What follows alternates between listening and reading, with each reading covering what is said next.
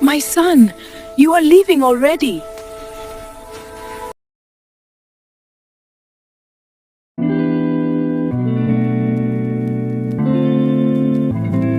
In the quiet village of Umudike, where red earth met green fields and the air always smelled of rain or ripe fruit, lived a young man named Tunde. Umudike was not rich, but it was blessed. When the sun shone, the land produced. When the rain fell, the earth answered. And when people worked, they survived.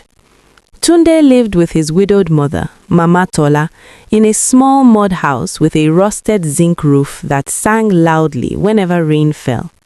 Since his father's death, Mama Tola had struggled to raise him. She farmed cassava and vegetables, sold palm oil in the market, and washed clothes for wealthier families. Yet, no matter how tired she was, she always reminded her son, "Hard work is a visitor that comes with food. Laziness comes with hunger." But Tunde did not like farming.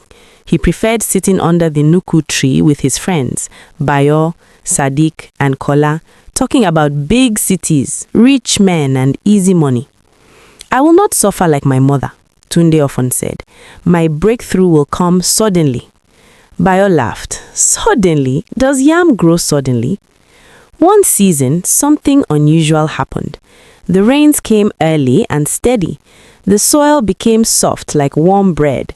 Crops grew faster than anyone had seen in years.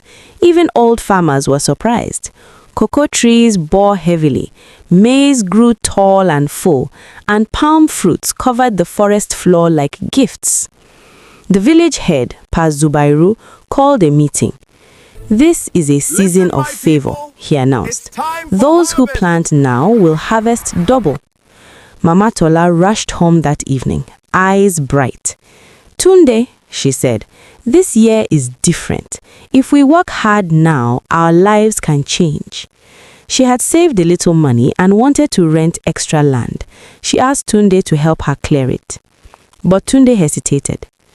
"Everyone is farming. Prices will fall. Let me go to the nearby town. I heard a man is looking for boys to help in a bar. Tips are good." Mama Tola sighed. "The sun is shining here, my son." Tunde waved her words away and left for Igbala town. In Umudike, others were not wasting time. Amina, a young woman who sold bean cakes, woke up earlier than ever. She farmed in the morning, sold food in the afternoon, and learned tailoring at night. Old Musa, though weak, hired boys to expand his cocoa farm. Even Bayo joined his father in planting maize on every available land. But in Igbala, Tunde entered another world. The bar was noisy, filled with music, alcohol, and people who lived only for the night. At first, he made small money. Customers tipped him. He bought new clothes. He even sent a little money home once. "This is better than farming," he told himself. Weeks passed. The rainy season matured.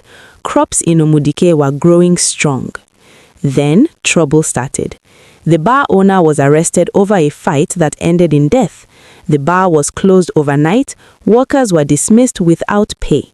Tunde suddenly found himself jobless, stranded, and broke.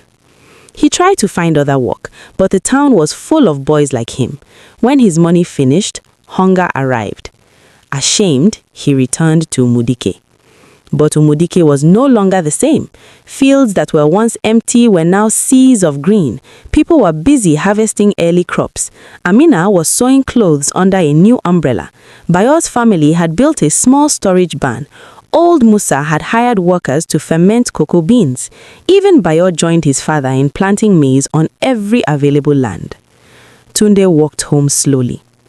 Mama Tola was in the field. When she saw him, she dropped her hoe and embraced him. "You are back," she said softly. He could not meet her eyes. That night, she served him a simple meal of boiled yam and pepper soup. "Mother," Tunde said quietly, "I failed." She touched his hand. "The sun still shines, my son, but it will not always shine this way." The next morning, Tunde followed her to the farm. But when he saw the land, his heart sank. Their small farm looked weak compared to others. Because they planted late, their crops were thin and few. Most of the fertile land had already been taken. For the first time, regret bit him deeply. And then, as if fate wanted to teach him fully, dark clouds gathered over Umudike. The elders whispered, the heavy rains would soon stop. The harvest season was coming. Some will reap plenty, some will reap little, some will reap nothing. Tunde stood on their small farm, holding a hoe, staring at the sky. And he knew a test was approaching.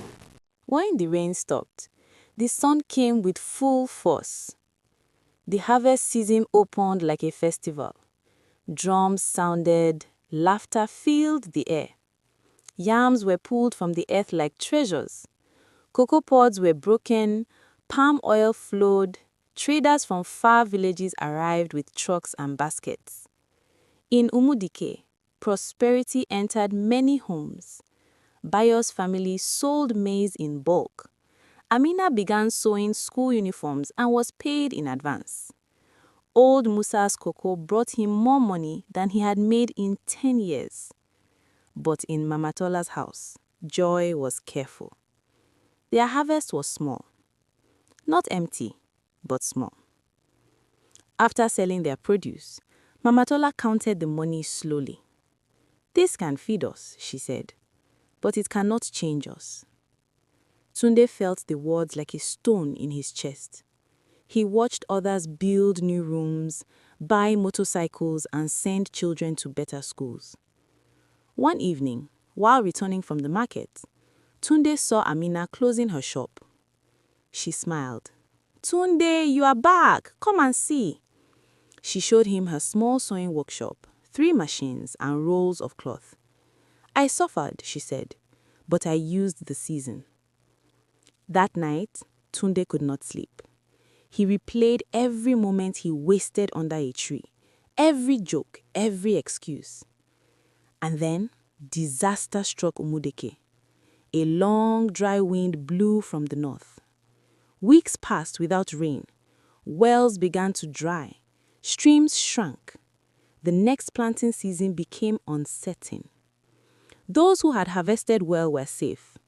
Those who had not were afraid. Food prices rose. Hunger slowly returned. One morning, Mama Tola collapsed on the farm. The village healer said it was stress and weakness. Tunde sat by her mat, watching her thin chest rise and fall. Tears dropped. "If I had listened," he whispered. But tears could not change seasons.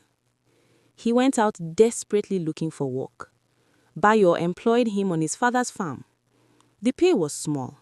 He carried heavy loads for traders. He fetched water for families who could afford to pay.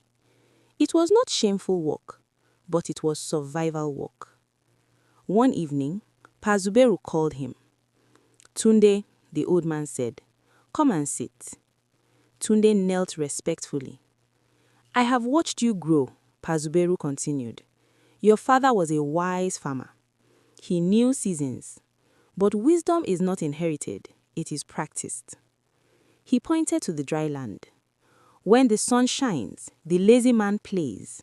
When the sun shines, the wise man plants. When the storm comes, only one of them sleeps in peace." Tunde bowed his head. "I understand now." Pazuberu nodded. Understanding after loss is painful wisdom, but it is still wisdom. That night, Tunde made a decision. He would not wait for perfect conditions again.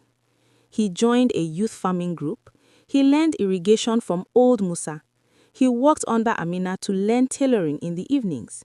He saved every coin. Months passed. Mama Tola slowly recovered. The next rainy season came weaker, shorter, uncertain. Many who once laughed now struggled. But Tunde was different. He had small savings, he had skills, he had discipline. He planted early, he watered carefully, he sewed clothes for school children, he repaired farm bags. His progress was slow, but it was real. 1 year later, Umudike saw a quiet miracle. Not a sudden breakthrough, a built life. Tunde expanded his farm. He built a small irrigation pit. Mama Tola no longer washed clothes for others. She sold vegetables from their own land. Tunde gathered village boys under the same tree where he once wasted time. But now he taught. Opportunities are seasons, he told them. They do not beg, they pass. The boys listened. One evening, as the sun dipped red into the earth, Mama Tola stood beside her son, watching their green field. She said, "You have changed." Tunde smiled sadly. "I learned the hard way." She held his hand. The hard way still leads home. And as the wind moved gently across the farm, Tunde spoke the words that now ruled his life, the words he wished he had obeyed earlier, the words he would never forget again. Make hay while the sun shines. The end. What lesson did you learn from the story? Share your thoughts on the comment section. Subscribe for more interesting African stories.